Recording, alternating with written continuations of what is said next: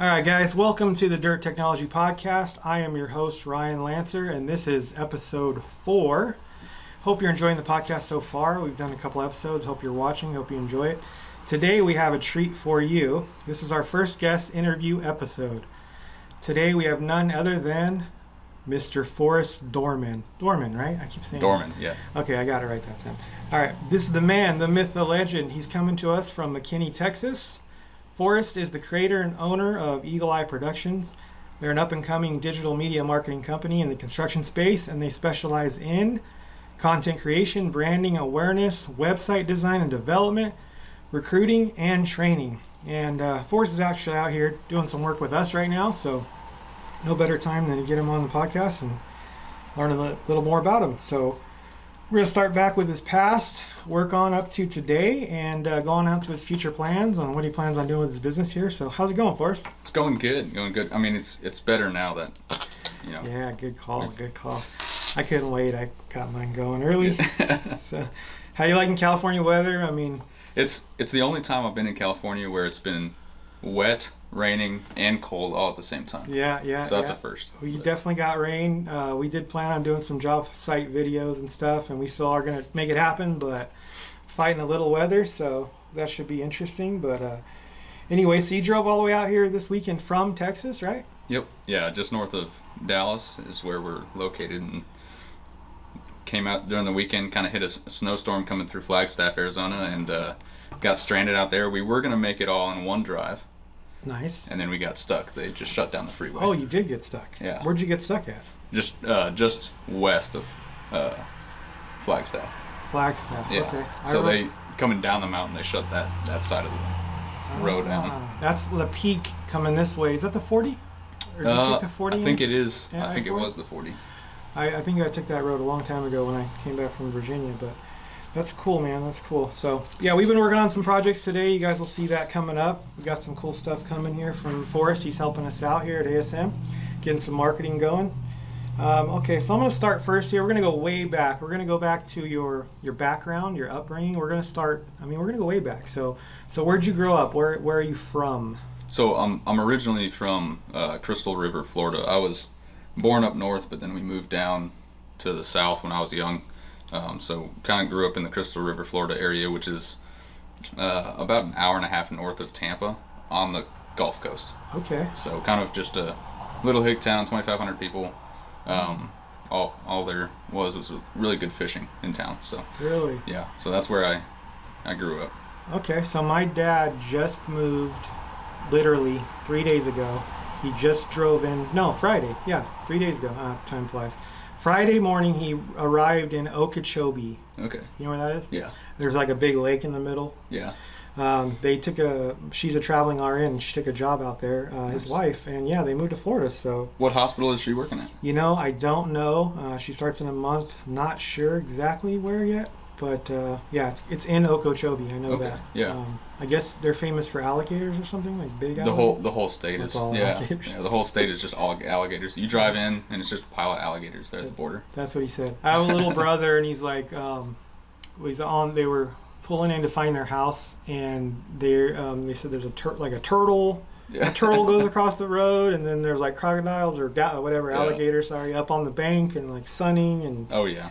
They're like, my little brother's like, he's 9, so he's like, am I supposed to get out of the car? He's all scared. Yeah, you can swim right by them. They don't really give you any kind of issues. Really? Yeah. Oh, that's crazy. They'll just come. We used to swim in the springs, and during summer. Well, the springs would be the same temperature year round. So if it was cold, it'd be warm, and if it was hot, it'd be nice and refreshing and cold. And the gators would just come up right underneath you. Like, you would never even know they were there. Really? Yeah. So my dad told me that it was like nice weather year round, but I didn't believe him. I thought he was just trying to get me to move there, maybe. maybe he's right. It's pretty good weather, but it does get cold, but the water is what stays the same temperature from the aquifer. Water. Yeah. Oh, really? So you can jump in the spring, it'll be the same temperature at 20 degrees as it would be at 80 degrees outside. Wow, that's actually pretty cool. Yeah. Pretty cool. So do you have any siblings? Yeah, one brother. One brother? One older brother. That's right. You were talking a little bit about him earlier. Cool. Yep. Cool deal. So what was your earliest exposure to construction? Probably, I mean, I don't know if I would consider this really construction, but we used to do a few remodels. Had a couple of rental properties growing up, Yeah. and we used to do some remodels on that. But my first real construction experience was a freshman in high school. I think I was 13, and took an internship at like a local drafting company. So I went there. I thought I was gonna try and learn how to do AutoCAD and all that kind of good stuff. And Yeah. it wasn't for me sitting in the office too much. But so I tended more towards the field side is kind of what I enjoyed. Nice. So that kind of, so from there you went on to a field job right away, or? Yeah, so I was of course I was in high school for down there in Crystal River until my junior year, and then I moved up to Gainesville and did the dual enrollment program there. And at that time is when I moved out and started working just as a laborer in construction, doing demos and house remodels and stick-built framing and that kind of thing. Cool deal. So what experience, what job did you have in the past? Like, when was that moment that you realized, like, I belong in construction? Like, this is what I want to do. I like construction. Like, when did you have that epiphany? That's tough. I think when I moved out of Florida, so I moved from Florida, I was working as a carpenter and kind of a foreman of such, and wanted obviously a little more pay than what I was getting for running a few crews. And Right. it wasn't going to happen, and I had a buddy out in Dallas, and I gave him a call, and I was just like, hey, looking for some work. And he said, well, what do you want? And I was like, I just carpenter position. And he got me in touch with the VP of the company and had a phone call with him over lunch. And he's like, if you make it out here, you got a job. Nice. So went back home, told my wife, can we pack up in a week?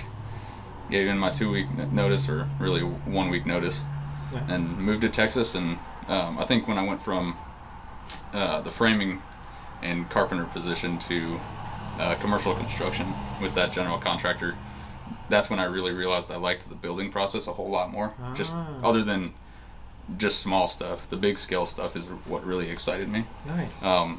Even though I loved being a carpenter, still will drive by job sites and be like, man, I just want to do that for like a weekend just to get, Yeah. just go back out and do it. But Right. yeah, once I hit the commercial side is when I was like, this is what I want to pursue. Nice, man. Yeah. I definitely feel that. I feel the same.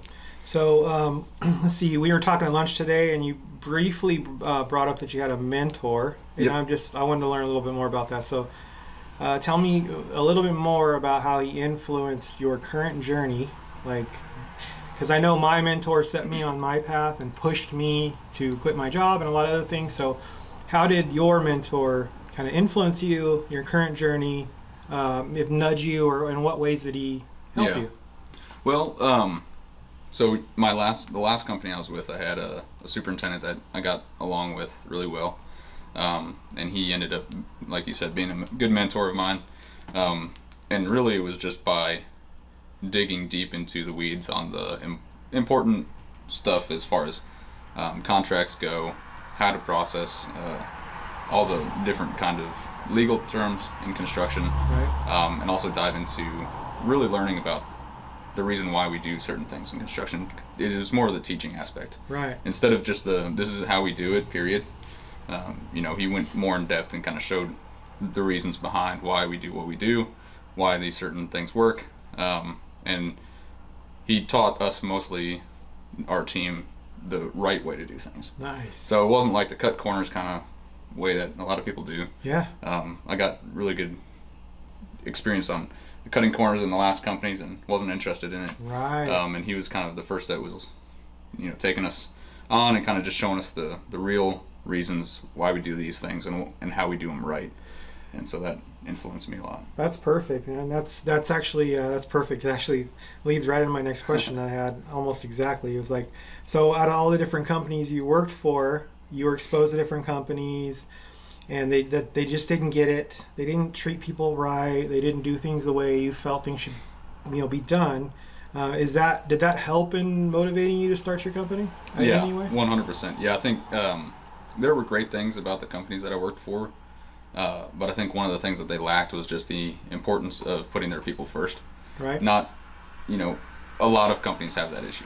It's not that it's unique to just them, and it's not that they're a terrible company because of it. Right.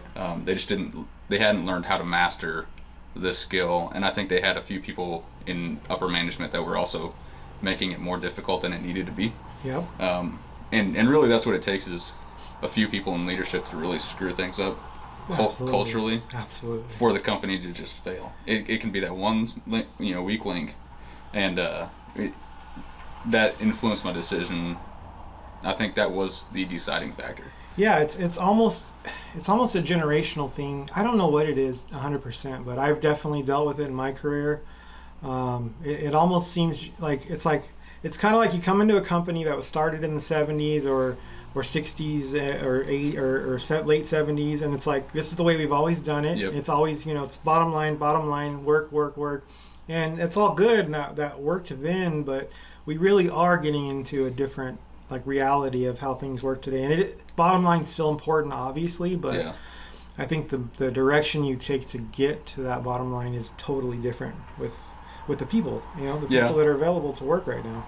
Yeah, I think there's an important aspect where you've really got to, and we were talking about this a little bit earlier, but really kind of show the purpose behind what they're doing. Because if you're just sitting at work, all day long doing something mundane, and they don't act like it's important, they don't act like there's a greater purpose, then neither are you, and that does not drive progress or any kind of good culture in the company.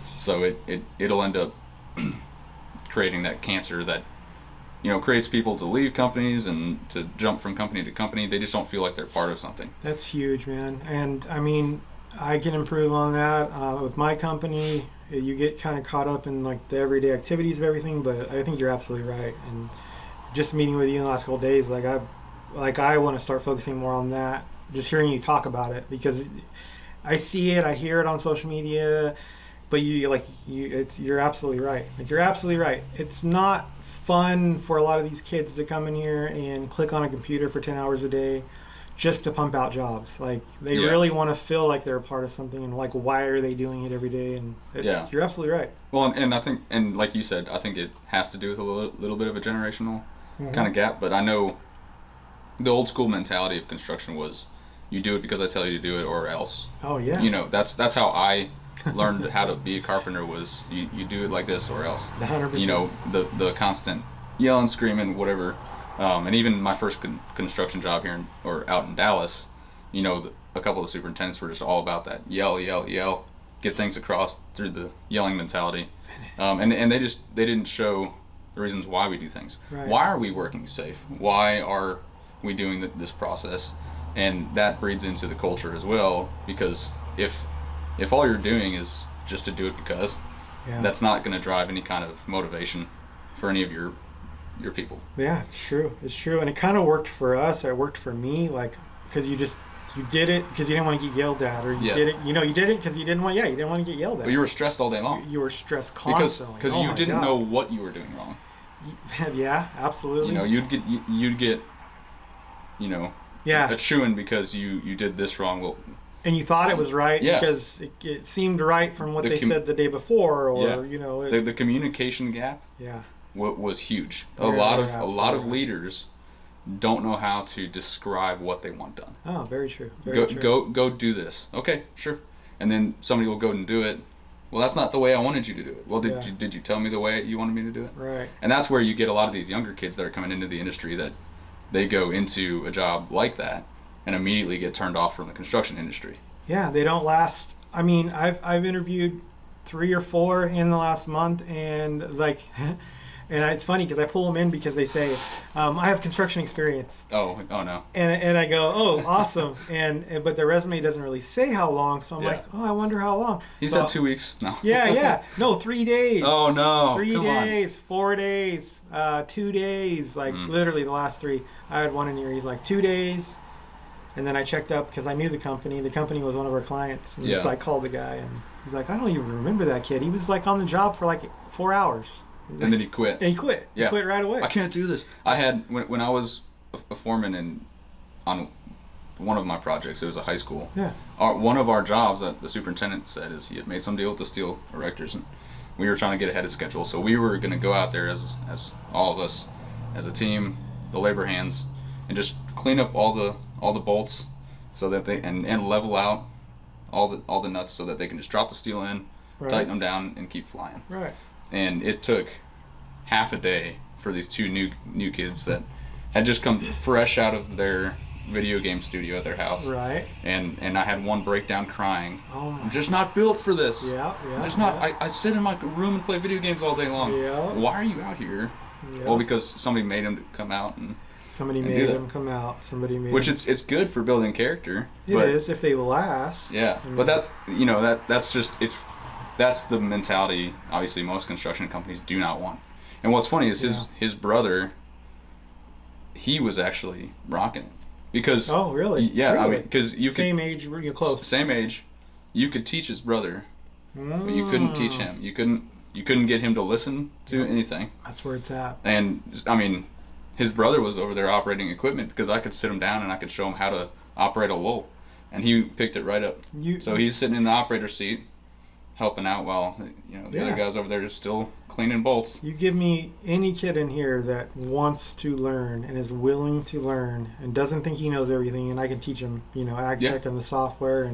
But you get the kids in here that are like, I know it all after day one, and they're not going to get far. They're not going to get far. Yeah. That's cool, man.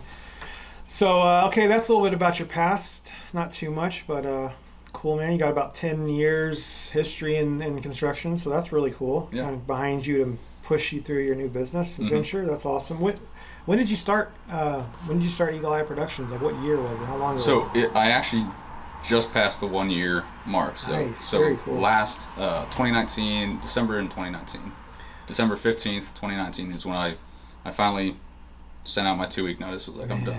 That's so exciting, Yeah. man. Yeah, like, I just literally get the chills.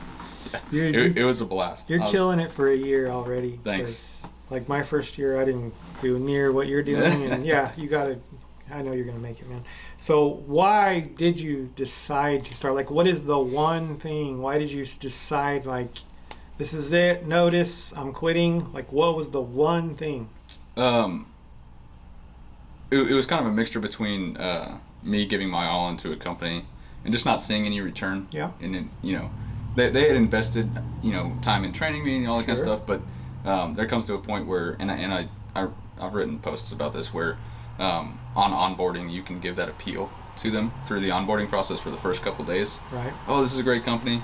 Yeah. But as soon as you get through that onboarding process, it's like you're the plague, and you never get any interaction. Nobody helps at all. So they just take you in a position and throw you at a job and say run with it, which is okay. I would rather somebody not bother me on my jobs. Right. But I think what the problem was is there was too much work, and I was yelling for help. Hey, I've got issues here, and here. In some cases the team is not performing. I've got to hold them accountable, but even some of the team was above my position. Right. So how am I to hold them accountable? Well, I've got to take steps to help hold them accountable. Right. So it was a mixture between just not getting the resources to do the job correctly. Yeah. And then the second thing was just me sitting there thinking there's got to be companies out there that are looking for hard workers. Yep. And I thought that I was working pretty hard. Right. And my other thought was there's got to be workers like me that want to find good quality companies to work for life. Right. Because that's what I was looking for. I was looking for a company that I could be loyal to, they'd be loyal back, and then it would just be, a good relationship for the rest of my career. Yeah, and you were and at the time you were having a hard time really finding that company. So you were like, yeah, I'm gonna create something that highlights those companies. Yeah. So that people like me can find them, basically. I mean, that's really cool. Well, yeah, hopefully through the services that we do and through kind of our mission with our clients and partners, that once that gets out there, hopefully there's somebody sitting there saying, that company's in my area, they look like they're doing it right. I'm not getting treated good over here. Yep. Maybe I need to go talk to these guys. Right. And hopefully, we work with companies that are really good people. Yeah. Like just in general, like I've got I think everybody that we work with is somebody that like I could call a friend, Right. and that I truly believe is doing business in the right manner and is trying to change the industry Right. and bring in those kinds of people. So Yeah. that's kind of the goal, is to connect good people with other good people. And it sounds like what I'm hearing from your past experience too is it's kind of like you want to do that to help them bring in people, but you also want to help them get to the next level of maintaining that once they hire the new people. Yeah. Like you said earlier, whether you like all the onboarding process is great, but then once you actually get exposed to the company, it's not real, or it's behind the scenes isn't exactly the same. The process shouldn't be, here's a notepad with our name on it. We're so glad to have you. Go talk to your project manager and start working. Yeah, that shouldn't be the process. The process should be, thank you for coming on. Now we're gonna invest our time initially to make sure that you have everything you need. Like when I got into that last company, I created the entire process. Yeah. There was no process. I created the process. And some of the stuff that I created is still being used as a company model today. Yep. And so it's been modified a little bit. Sure. But overall, I mean, it was like, here, go run with it. And I'm okay at doing that. But most people, they want to make sure they've got the tools to do the job correctly. Right. If you can't provide that for them, then it's not going to be a good fit. That's cool, man. That's really cool. That makes a lot of sense to me because I've been through both sides of it, and we're kind of near the same age. So yeah, that's cool. So you've been doing this a year. Let's go a little deeper. Let's say, okay, what has been one of your biggest failures so far in your business? Like, what's something that you just feel like you messed up, whether you really did or not? Because I know I'm a lot harder on myself than probably even my clients sometimes, and I feel like I've royally screwed up, and they will be like, no, everything's fine. But you might be the same way from talking to you. But what's one thing you feel is your biggest failure so far in your business? Like a single event, or just like it could be either. Single event, could be like one thing that happened, or something that's happened more than once that you're trying to work on, or anything. Well, see, I've got so many that I'm trying to work on all of them. There you go. So obviously we. One of our values in our company is always shoot for perfection. Okay. So at no point do we think that it's good enough. Right. We always want to be doing more. So I mean, I'd say that there has been a couple clients that we've dealt with that the communication process probably wasn't the best, and now they're no longer clients of ours. Not that it was necessarily our fault in some of the cases. Right. But it could have been dealt with a little bit better. I tend to be more of a brash kind of personality. Okay. And more of like a upfront, I'll tell you how it is kind of deal. Right. And sometimes that could be leveled down a bit, I think.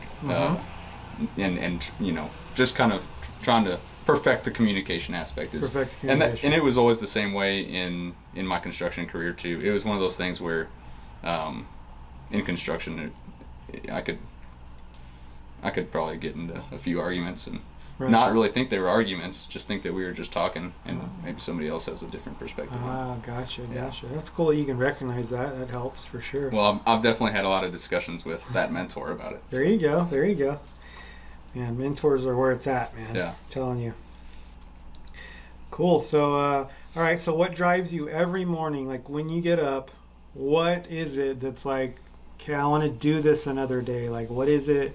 Because I know I run a business, and every day's not like sunshine and rainbows. There's hard days. There are, yeah. And there's days where like, I don't know if I want to do it this Monday. Yeah. And it can happen. But like, what's one thing that like re-motivates you when you see it happen, or well, I mean, events like this. Every time we get to come out and visit a new client, it just reinforces everything that we're doing, because it's a lot of fun to come and meet really cool people. Yeah, I'm talking about you, Ryan. Oh, that's cool. Really Thanks, cool, man. Thanks. But yeah, it's just cool to kind of come out to companies. Yeah. Get to meet really good people, and then get to meet their people as well. So really, what I love and what my passion is just talking with other construction guys. So when I'm out in the field, talking with people out in the field, and just a lot of times we'll end up diving into their story and finding out a lot about them. And I think when I look back on what wakes me up every morning is having those conversations with those people and hopefully what we're doing is helping them. I can tell. It does come off really genuine. Like, I didn't feel like you were like being salesy, or like, it comes off genuine. Like, you really wanted to know about my business today and like what we do, and that's really cool. It is really cool. I think that single thing is going to go far with Thanks. You showing up on the, you showing up and for as long as you can. Yeah. And as you scale and everything, but it's going to go far. Thanks. So I think when you do replace you need to find somebody that's good at that. Yeah. Definitely. Yeah. Definitely. What's one of the biggest holes that you are seeing in the market today? Just the blue collar construction market. Yeah. Blue collar construction, all trades across the board. Anything standing out that like you're getting calls on, or you're just hearing people talk about, that's like a problem or issue? Well, I mean, and it's been said on so many other podcasts, and so many people preach it, but right. the fact that there's not enough help to really do the job. I mean, I think most of the people that we talk to, their problem isn't Forrest, help us gain more work. Yep. It's Forrest, help us get more people. Mm-hmm. And that wasn't what I was expecting right away. I knew that the worker shortage was there because I had a hard time through my years of, trying to manage people and hire people and fire people. That it was tough to find. I'd get a carpenter that would say, "I've been doing this for 35 years. I can do anything." Yep. Out there, and we'd get out there, and he would have no clue how to sheathe the house. Right. It's like, you've been doing this for 35 years. I mean, yep. You don't know how to use a nail gun. Yep. And so finding good help and trustworthy help is extremely tough, and that's what I hear all the time in the industry. I think that's probably the top. Yeah, issue. I mean, it's truth. I hate to be like a constant reminder, because everyone preaches that. I feel you. Right. Like, I feel you when you say that. I know what you're saying. Like, you don't want to like just be another person saying the same thing, but Mm-hmm. but it is a real problem. It's a legitimate problem. Like, Yeah. I deal with it here. My clients call me. I have a list of 27 contractors all over the U.S. that are looking for an estimator. Yeah. Like, right now, I have a list. I keep a list. They call me weekly. Like, hey, do you know anybody estimating in Texas? Do you know anybody estimating in Florida? It's constant. It is. I mean, I think it's cool you're doing something about it, and you're starting your recruiting branch. That's really cool, because there isn't a lot. There's no resources for construction people to go find that pool of people, and there's nowhere for that pool of people to go post their stuff or be recognized by those construction companies. Yeah. There really is a shortage of that. And I think the issue is not, because when you think recruiter or like a recruiting company, I don't even like that word. You're right. Yeah, it's a bad word. At least it puts a bad taste in my mouth, just because It's true. my typical, and that's what we call it as well. We call It's it like recruiting. headhunter, recruiting. Yeah, I don't like either of those terms, just because that's yeah. exactly what they do, is headhunting. Yeah. And headhunting is not correct. Yeah. Don't just go sit a warm butt in my seat and tell me that he's going to work good. You're right, man. That's not what you're doing. Yeah, find me somebody that's going to fit our culture, and that's what we're trying to do different as one of our aspects, is that at this point in our stage, so we've got a 5-stage process that we go through with most of our clients, and stage 4 is the recruiting process. And the reason why we're trying to change it is because at that point we've dove into your company. We know what your culture is. We know what your values, your mission, and your vision are, because we've helped you, kind of tried to guide you through that. Right. And we know you on a personal level as well. So at this point, we know the type of person that you're going to like. Right. The type of person that you need, and what's lacking in your business that you're trying to find. Okay. And so not always is that just somebody with qualifications. That's somebody that can fit the culture of your company. That's smart. Yeah, you're not just trying to fill a position hole somewhere. You're definitely recruiting, finding people for sure. What types of companies have you been working with so far? So far we have worked with glazing contractors, plumbing contractors, excavation contractors, some general contractors out there, waterproofing contractors, mining companies, kind of a whole array of different kinds of trades. Nice. Yeah. So not just mining and excavation. Mm-mm. Like, I mean, we're not an excavation company. We do takeoffs, but you're helping us out. So It is a majority excavation, right? just because right now that's what people love seeing, and Right. it's the industry that wants to show it off more, and it's really cool work. So I mean, Yeah, it is. It's yeah, easy to show off how cool it is. yeah, It's sexy or whatever. yeah, that's it. Yeah. It's on. I yeah, like you were saying, you were saying you made a post on TikTok, which is cool. I think TikTok's underrated for Yeah. business. I do. I didn't want to admit it. I didn't want to admit No, that I I had know, TikTok. it's- I was like, I I don't like agree. TikTok. And I think that's it. You're like, I'm a middle-aged man. I'm in my late 30s. I shouldn't have TikTok. It's Right? just for teens, right? Yeah, you feel like that, but it's, dude, if it's business is business, Yeah. and like if you're not capitalizing on it, That's it. It's, I mean, you should be, because Every tool. yeah, you have Use to, every you have tool. to, and the tools go away and they change, and Mhm. you don't know if Instagram's algorithm is going to change tomorrow or whatever. And Yeah. so you can't be married to one platform. Yeah. It's for sure, for sure. So, do you have a recent real world example of a call from a client where you helped them in some way? It's like when you got here this morning, I was getting out of my truck and I just told you about like LinkedIn and calls, and I was on the call with somebody that we had helped or we were helping them. And Yeah. so what have you experienced lately? Yeah, I think we had a call with one of our plumbing contractors a little while back, and it was pretty cool.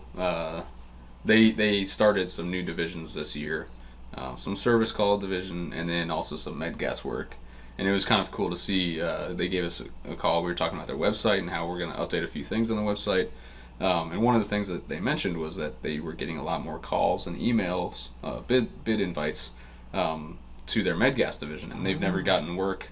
They haven't done a lot of work. They just got licensed in med gas, and they were really trying to push that med gas. Right. And they started receiving emails and bid invites, and just because people were Googling them, med gas, Oh, and nice. their website was at the top. So you didn't just build the website, like you did like SEO and That's the crazy thing is, back work, or? we hadn't done a lot of SEO at that Oh, portion. really? It just started working. It was just the fact that we had, I mean, okay, so there's a lot of You had to do back end something, data. right? Yeah, there's a lot of back end data that goes into it, and SEO really helps that process out. Right. But we hadn't started the SEO process with them yet, and it was Okay. already showing up. Wow, that's cool. That's So a good sign. yeah, that was a good sign where now we can go and do more SEO, and Yeah. it'll happen even faster. Improve on it. You're like, Yeah. I got this one.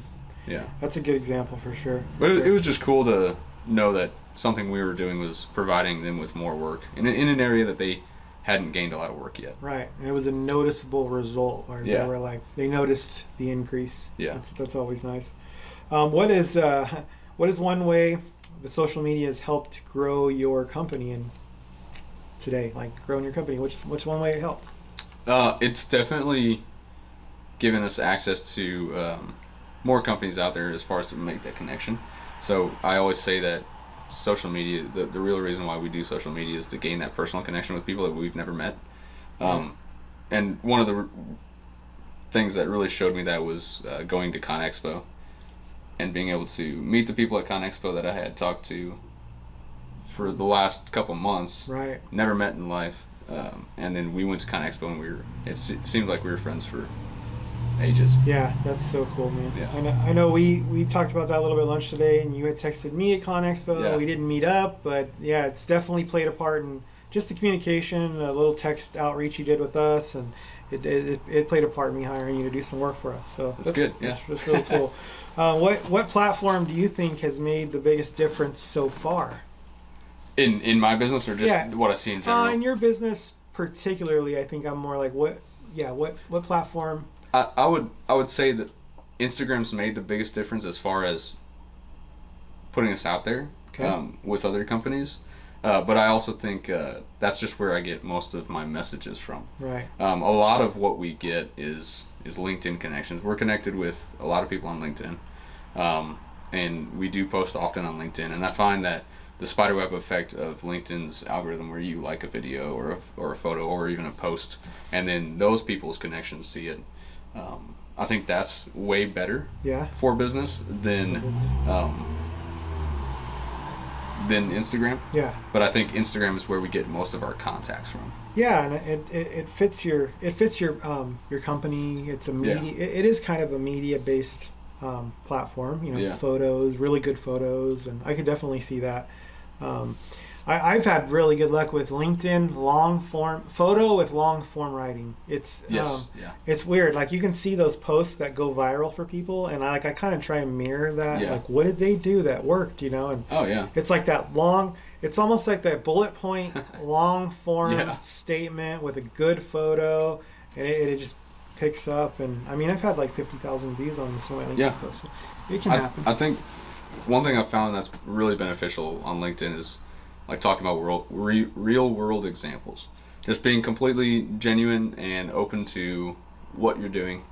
Right. The ones that I've had that have gone way further than I ever expected was like just random discussions that me and my wife had. Like little things like that we talked about the business, and she has a photography business as well. We've had that going for 5-6 years. Oh, nice. And I didn't know that. we had a discussion, writing posts about that. That was like one of my biggest posts. Really? Yep. It's almost like it brings a human aspect. Human aspect. Like, exactly. I'm a real person. It's Yeah. I feel you definitely on that one. Like one of the videos I did, like in my truck, I think I was just talking about something and those on the fly videos like that. Yeah. People love those videos. Yeah. I got called. There was a client I was trying to outreach for like 3 years, never called me back, not an email, and I posted one video talking about like what my passion was, like how passionate I was that day about what I was doing, and he was like, "Man, I loved your video." It's awesome. It's crazy. It's crazy. Yeah. So owning a company, I know it becomes a lot. Like you do a lot of day-to-day things, and you're kind of like juggling a lot of balls, wearing a lot of hats. What is your favorite task that you've done, that you are doing or have done for your company? Like, what's the favorite thing that you like to do for your company? That's tough. What do you enjoy the most? I like it all. Yeah. I think the favorite thing about the company is just getting on those initial phone calls with people. Regardless of what happens with that person. Right. Just being able to talk to new companies or just getting to get to know somebody that's across the country. Is and I know I said that a little bit earlier too, but I really like connecting with the people. Yeah. And I feel like we can get a good personal phone call going and talk just about construction and what their business is doing and what they want to change in their business and how they want to show it off. Right. And being able to hear the passion from other people about their companies, that's probably my favorite part. That's cool, because I think business owners naturally, they kind of want to talk about their business, but they don't just talk to random people about their business. Yeah. So it's like you get the opportunity to like coax that out of them, but you probably hear some really cool stories. It will, like the other day, you guys got to go follow this guy. I keep telling him he's got to up his Instagram game. Yeah. And he's in the process of doing it. But and his Instagram name, but it's called Eddie's Backhoe Service. And he's out of East Texas. And for a while we'd been chatting back and forth on Instagram. And he was swinging by the area, and I had just gotten into the new office, and he just swung by, and what I thought was going to be just like 30 minutes, just like, hey, how's it going? Nice to meet you. We looked at the clock, and it was 4.5 hours later. Oh, wow. And we had been sitting there in my office just chatting about construction. Just talking. And both of us were like, what? Like, it didn't feel like 4.5 hours. Right. Like, how'd that happen? And that's my favorite part, just being able to sit down and talk with these guys. Yeah, genuinely just enjoy the work. That's awesome, man. That's awesome. Cool. So let's see. When you're not filming amazing commercials and building awesome websites and helping to brand companies, what's your favorite thing to do for fun? Like off the subject of work and business, like what do you do for fun? Let's see. Okay, well, that one was coming up. My wife loves fishing. Oh. And we don't do that enough, so hopefully we'll do that this summer. But my other passion is hunting. I do like to get out and hunt. And I'm never successful. but what I am successful at is drinking a nice cup of coffee in a cold day. All right. Sitting in the middle of the woods. And that's fun to me. That's hunting, man. Like, that's right? Fun. Yeah. And so when it's hunting season, that's what I like to do. Wow. And being able to travel with the family. We do a lot of traveling as a family. And we're trying to expose our kids to more travel. Yeah. And they're doing really good as they're really young. They take to these road trips really well. So that's pretty cool. But those are kind of my two favorite things. Being able to go out in the country, waiting for an animal to kill, obviously. Yeah. Never succeeding at it. But just being able to have some peace and quiet, sit out there and think. Yeah, It's fun. I get it. I never hunted in my whole life. Yeah. And one of my mentor hunts every year, hunts deer. He used to go up Northern California. He had a whole plan, Yeah. and he started hunting here local, which the hunting here is really hard. It's like what you said. It's going out in Yeah. the forest and having coffee and chilling and hanging out. Yeah. It's fun. Yeah, I think I've gone 5 years in a row. No shots fired. I still Yeah. have my original 20 pack cartridges. Still sitting there. Still sitting You need to there. replace those every once in a while. I probably should. It's like going on 5 years now. Yeah. That's probably a good idea. But man, I have to come out and hunt with you. Yeah, it's I don't have. That would be cool. What's bad about Texas is there's almost no public land, Oh. and unless you have a good friend that owns a big ranch, Right. you're most likely not going to get anything, and that's okay. I think there's a lot of nice public land that's like easy to go out there and sit and wait for one, and you see a lot of activity, but it all happens at night. So you're never there when the deer are walking around. And last time I was out there, I was just archery hunting, and I did see some does up the way. I could have shot them, because the real reason I'm not going out there for like a trophy. I'd rather put some meat down on the table, Right. and enjoy some good steaks. Right. But I could have taken the shot, and they were just a little far off, and they were at the boundary line, and I was just like, eh. It's not gonna risk But it. yeah, it's just there's not a lot of great hunting land out there unless you know somebody. Unless you know someone. Yeah. That's cool. So hopefully we'll get up to Colorado and do some elk hunting. That's kind of on my bucket list. There you go. That's on mine Yeah. for sure. We got to plan that. Oh yeah. Cool. So that brings us to today. We talked about like what you're doing today. We talked about your past, and so I'm gonna move on to future. So I want to know a little bit more about your plans and what you plan to do with Eagle Eye Productions. And so, what is your vision for Eagle Eye Productions in 5 years? Like, where do you see the company, the creation going? What does it look like in 5 years? Like, what's your dream goal in 5 years? What do you see? I obviously I'd like to bring more people onto the team. But of course, before I can bring more people onto the team, we need more partners and clients and that kind of thing to bring to the table as well. So what I'd like to see is an influx of new people coming into the industry, and maybe some people that have been influenced by what we're doing, that have said, hey, one of the reasons why we came into the construction world, or why we even thought about coming in, was because we've taken a look at some of your stuff, the companies that you're working for, and it interested us.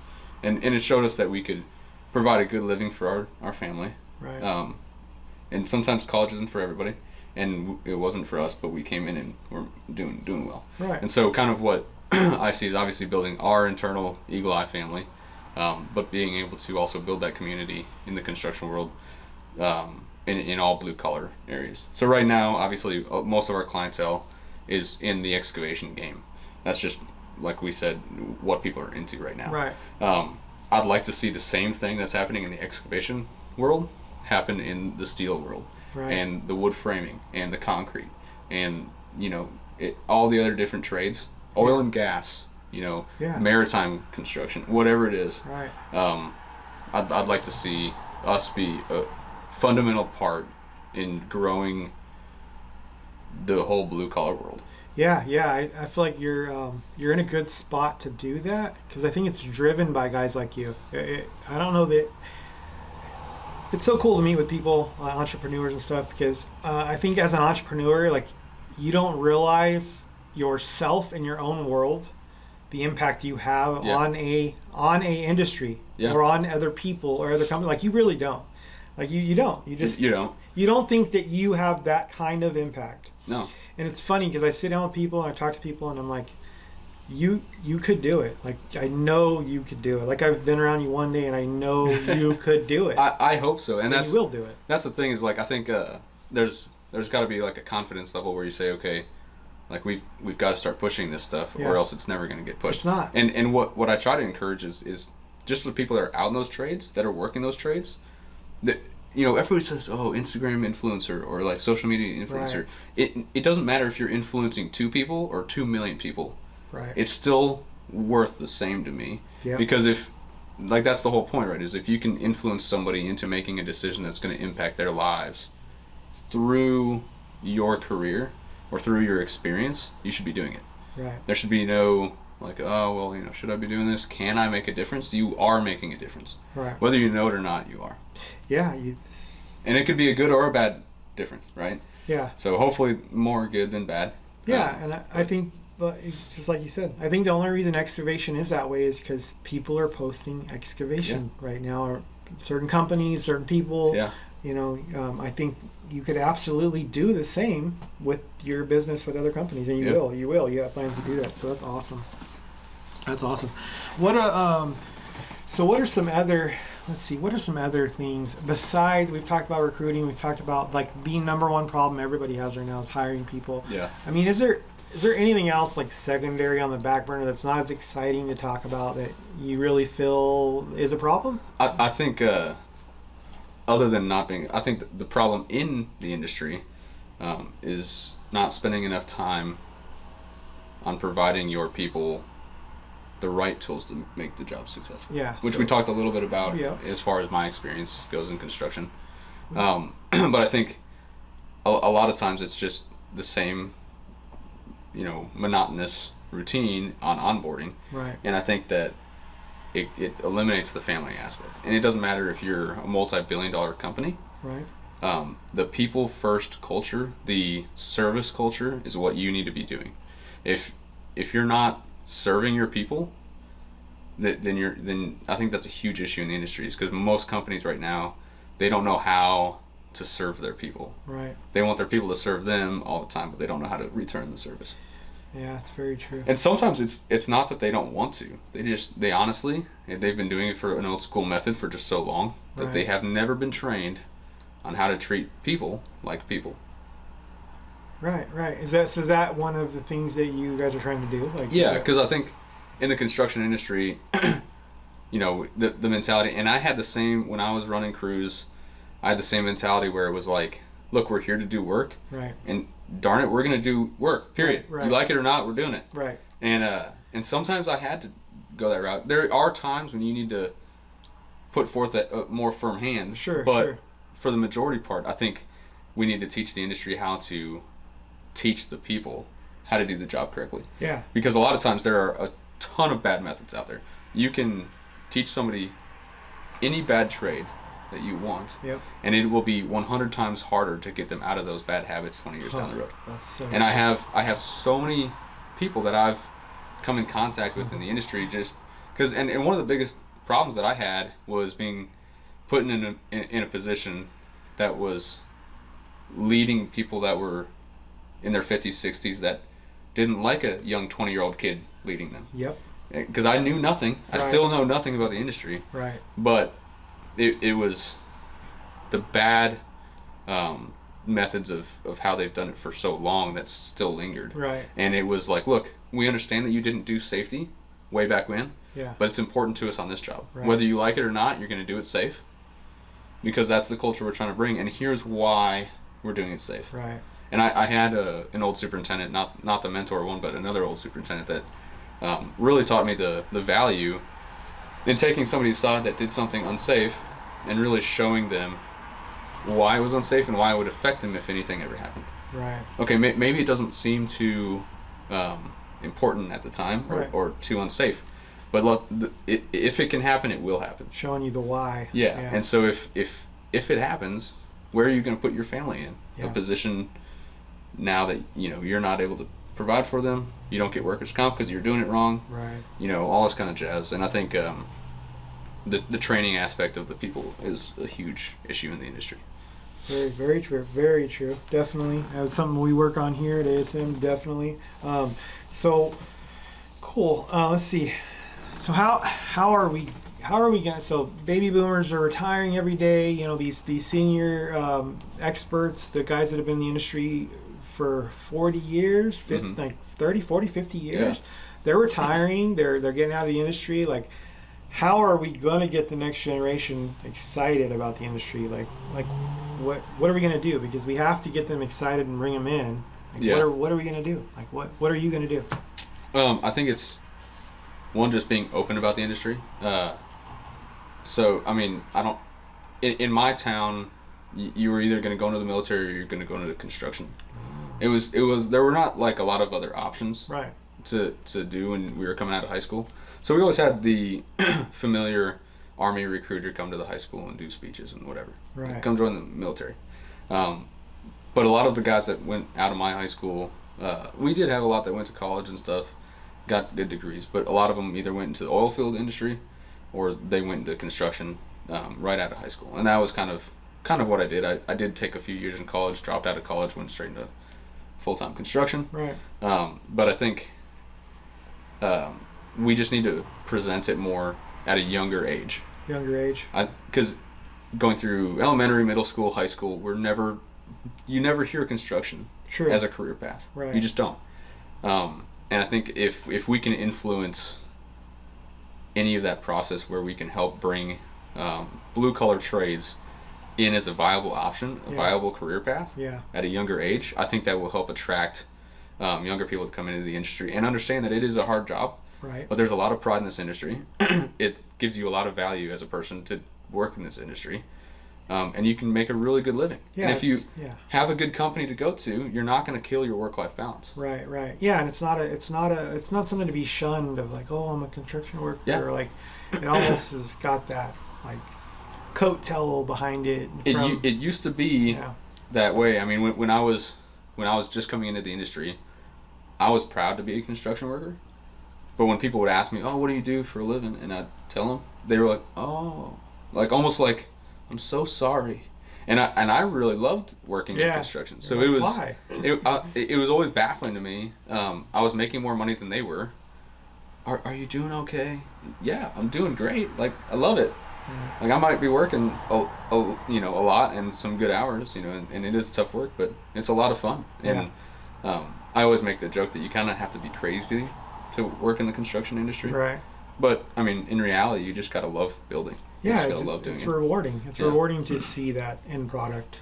Like, you constructed that, drive by it for years, and Yeah. Like, I still have jobs that my kids brought me, my wife and kids brought me like lunch or something, and they still remember, like, oh, I remember when you were like paving that parking lot, like when we were little, and we brought you like pizza for lunch or whatever. Like, they remember. Exactly. If you can expose them as young as possible, it's awesome. Because I think I did a post about this too, but one of my earlier construction memories is my dad was working for State Farm or something like that, massive State Farm building. Yeah. They were making an expansion to the building, and it was like he was swinging by his office to grab something from work, and he had us there. And the guys out there were working on like a Sunday. One was on a motor grader and one was on a 657 scraper, and they were just working. And me and my brother were like, man, that's so cool. And we were really young. And my dad was like, hold on a minute. We're sitting in the truck. My dad walks over, talks to the operators.